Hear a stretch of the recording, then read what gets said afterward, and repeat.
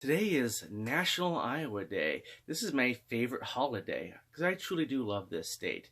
And who couldn't love Iowa? Ever since Lieutenant Colonel Zublin Pike placed that U.S. flag in Iowa soil in 1805, we have been a field of opportunities for everyone. Our state motto, our liberties we prize and our rights we will maintain, was tried by fire in the very early days of Iowa as a territory against the mighty state of Missouri.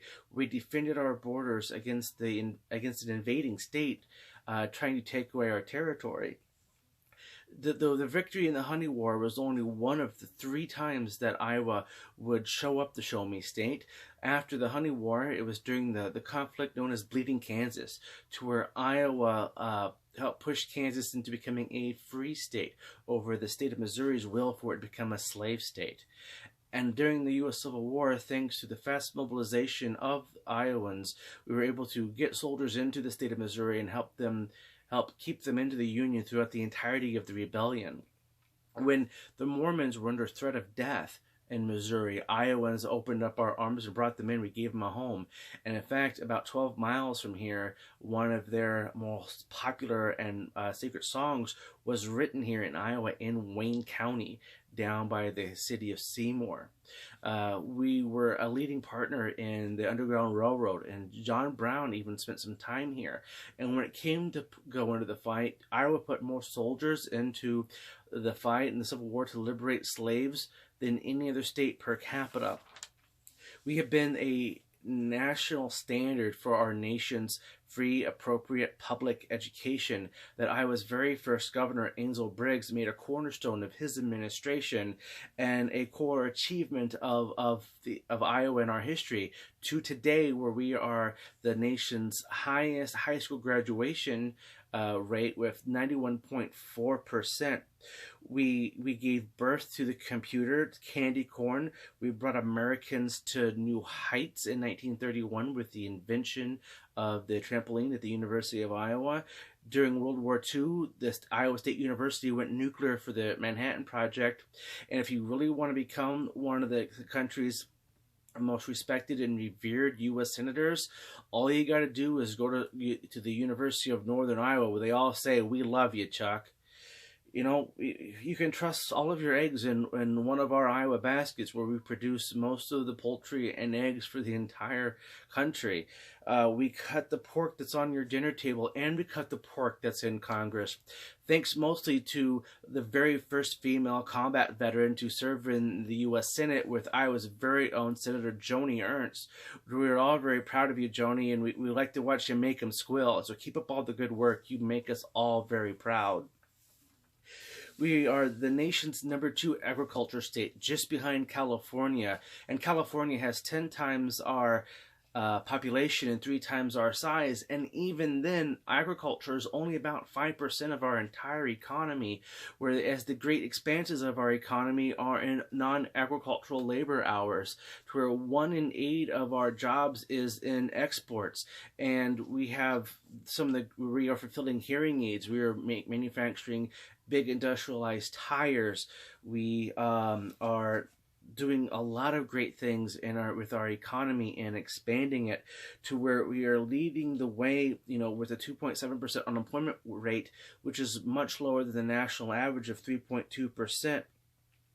Our citizens are the backbone of American law and order and freedom, to where dating back to our work during the U.S. Civil War, our very first World War I casualty for the United States was an Iowan named Merle Hay from Central Iowa. He's actually buried over near Boone, and Merle Hay Road is actually named after him in our Des Moines metropolitan area.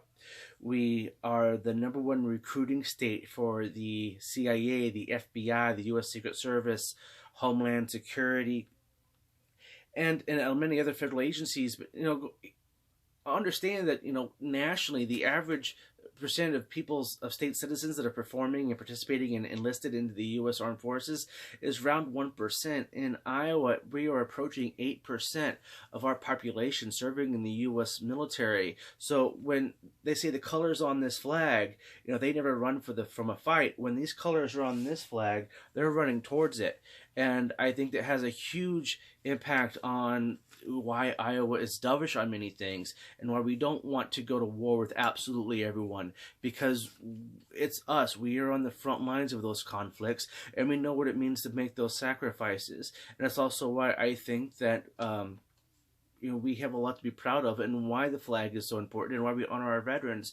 And I want to give a quick shout out to Bubba Ray Sorensen, who, with the Freedom Rock and all the counties around the state getting their own version of it, I really encourage you to go look at these things. It shows a lot of history of each of our counties individually, with our dedication to the armed forces and the sacrifices that we have made to not only keep this country free, but to make the world a more better and freer place. When it comes to, the executive decisions, Iowa is the number 3rd best managed state in the country, and I think we owe a lot of that to our great governor, Kim Reynolds, who's my personal favorite governor in the country, and I actually know many of them, and she's also my favorite governor in all of Iowa history.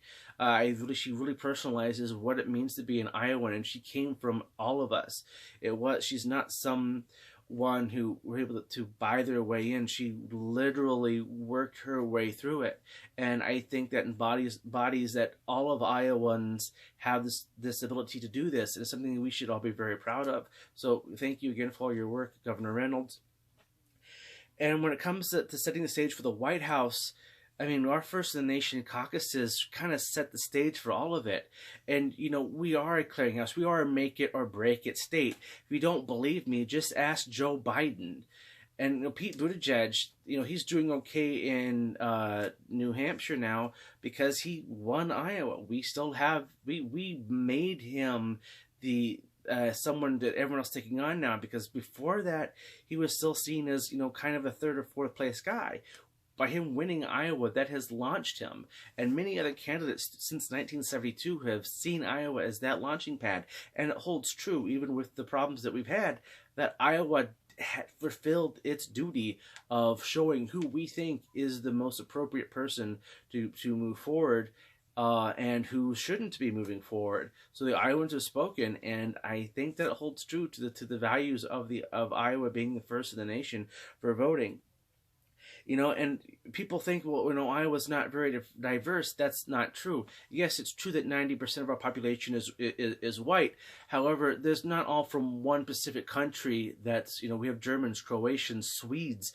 We have a lot of towns that named after cities in Germany. We have Swedenborg. We have a lot of places named after Sweden.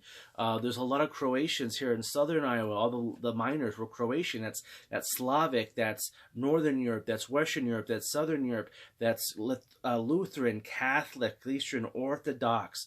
There's a lot of Christian religions and a lot of different groups around Europe. So even with our white population, it's not just one group. We have a large Jewish population, and the first mosque in the United States, to my understanding, was in Cedar Rapids, Iowa. And as far as our youth is concerned, you know that 1 in 8 of our students statewide do not speak English as a native language. And it's in our urban areas like Des Moines and Cedar Rapids and Davenport and Iowa City, it's 1 in 5 students do not speak English as their first language, and they don't speak English. They don't speak another language in common either, so it's not all just from one part of the world. We were one of the first states to acknowledge that we want to bring in more refugees, bona fide, true refugees that do need an ability and those fields of opportunity that Iowa has presented and offered to so many people in need. And we're just getting started. Iowa is still growing, and we're going to keep Iowa moving. We're going to keep Iowa successful, and I really hope that everyone gets to really show some pride in this great state, because I've lived in many different places, and there's very few places I can ever say has been as grand and as great as the state of Iowa. We're not done yet, guys. We have a lot to go. Stay healthy, stay wealthy, and stay wise. And as always, stay classy, Iowa, because we're second to none.